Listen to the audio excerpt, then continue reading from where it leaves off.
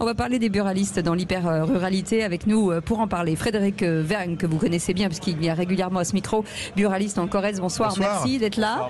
Et merci de nous accueillir chez vous, chez les buralistes. Et puis un maire, Gilles Noël est avec nous, maire de Varzy dans la Nièvre. Bonsoir. Bonsoir. Merci. Alors le Varzy, vous le connaissez peut-être, ce petit musée Auguste Grasset. Hein, c'est ça. Et c'est ce qu'on appelle un cabinet de curiosité, madame. Exactement, ce collectionneur en tout cas. Exactement. Voilà, et le château municipal du 15e qu'il faut absolument aller voir. Vous causez un châtelain, madame. Voilà. Oui. Ah, vous êtes châtelain? Et oui, puisque les biens communs... Et vous êtes célibataire? Non, je plaisante.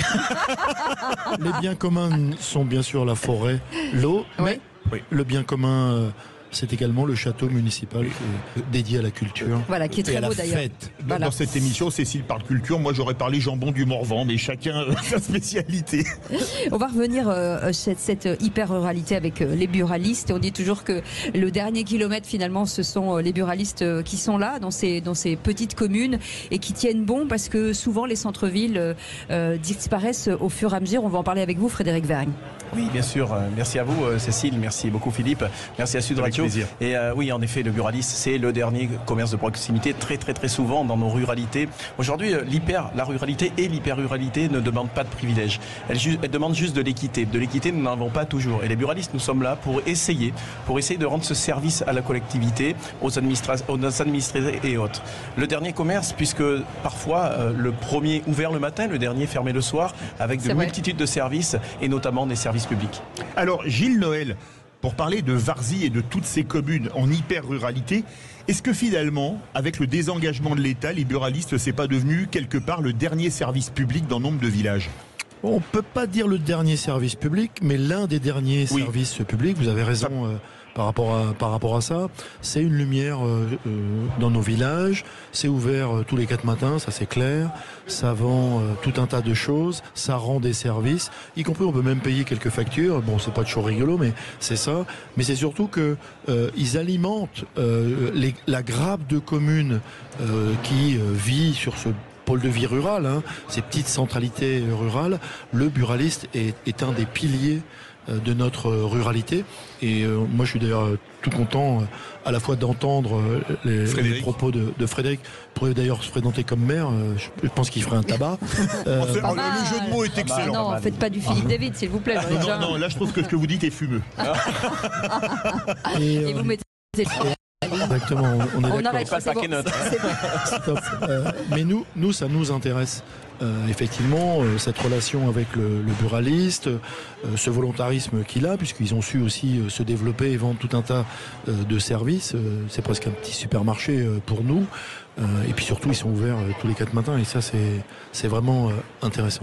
On parle souvent de démocratie, on parle de discussion, et ce qui manquait aussi un peu, les gens de ceux qui étaient très énervés, souvent ils allaient chez le buraliste discuter, prendre un café, et finalement ça adoucissait les mœurs. C'était important aussi de ce moment commun avec les gens de la commune, et de discuter, de parler de politique, de s'engueuler, de sortir beaucoup plus apaisé. Oui, bien sûr. Aujourd'hui, le buraliste, en effet, est là pour des raisons économiques, mais également de services et surtout de lien social. Aujourd'hui, le buraliste, comme vous le dites, Cécile, on se rejoint chez le buraliste le matin pour boire son café, à 10h pour boire un petit verre, à midi également. Mais on peut y aller toute la journée pour ce lien social, c'est très important. Outre la multitude de services. Mais en effet, et je suis ravi de parler avec toi ce soir, mais on a une grande collaboration avec les maires, avec les élus, puisque souvent les conseillers municipaux, les adjoints et maires viennent nous rencontrer, nous demandent également beaucoup de renseignements pour se dire qu'est-ce qui se passe dans le village, dans la ville, dans le quartier. Et c'est vraiment ce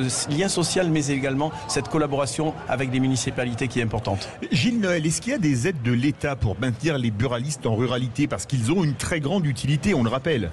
Je pense qu'il faut que vous le demandiez à ce monsieur que vous appelez État, parce que c'est pas gagné. Ils sont plusieurs, hein, oui, ça va être long. Ça peut être oui, et puis ils sont surtout parisiens, donc c'est pas gagné ça. On lui dira merci beaucoup. Vous avez raison, mais honnêtement, je ne sais pas s'ils ont forcément besoin d'argent par rapport à ça, parce que nous on alimente les commerces et ils ont su se diversifier. Ça ne veut pas dire que les choses sont garanties. parce qu'il faut quand même une surface en termes de population ou en termes de passage. Parce que ce qui est aussi intéressant chez nous, c'est que le buraliste au bord d'une route nationale ou départementale, il attire parce qu'il a la lumière, parce qu'il y a des gens, et il y a du tabac.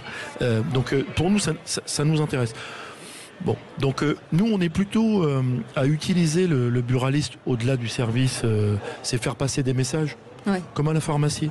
Vous racontez quelque chose, vous allez chez le buraliste, tabac, bar, et vous allez chez le pharmacien. Vous êtes sûr que ça va se diffuser partout, parce qu'il y a du monde qui passe, il y a du monde qui prend du temps, et il y a du monde qui s'épanche ou qui cherche à faire ce lien social.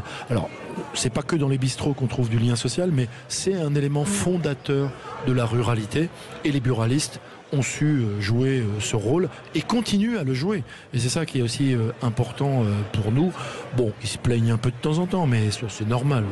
Mais ça, c'est le jeu. Pour répondre quand même en complément, aujourd'hui le buraliste ne demande pas d'aide financière en fait. Il demande juste de vivre des fruits de son travail. Et les fruits de son travail, les aides que l'on peut avoir, c'est par rapport au gouvernement, mais également aux municipalités. C'est cette aide à lutter contre le marché parallèle dans nos plus petits villages de France. En effet, dans les grandes villes, mais dans les plus petits villages. Aujourd'hui, quasiment 50% du tabac et des cigarettes sont achetés à l'étranger ou sur le réseau mafieux. Donc, on parlait de narcotrafic toute la journée. Depuis hier, au Salon des maires, on parle de ce narcotrafic. Nous, on en parle depuis des années. On se dit, ça va arriver. Aujourd'hui, c'est le tabac, c'est le cannabis, c'est la drogue. Voilà, c'est catastrophique. Donc, l'aide que l'on demande, c'est vraiment une aide et un soutien par rapport à la vente légale de ce produit qui est le tabac. Est-ce que Gilles Noël, le buraliste qui est pas loin de chez vous, c'est un enfant du pays? C'est important aussi. Eh bien non, mais d'abord il y a deux buralistes. Il y a des gens qui viennent. Il y a deux buralistes dans mon village. D'accord. Ah oui, quand même. Je vous ai dit, c'est une petite centralité rurale. Donc vous avez deux buralistes, mais vous avez un gamin d'un village d'à côté qui a voulu se lancer et il est venu tester son savoir-faire, tester son côté commerçant et puis cette volonté de rester en milieu rural.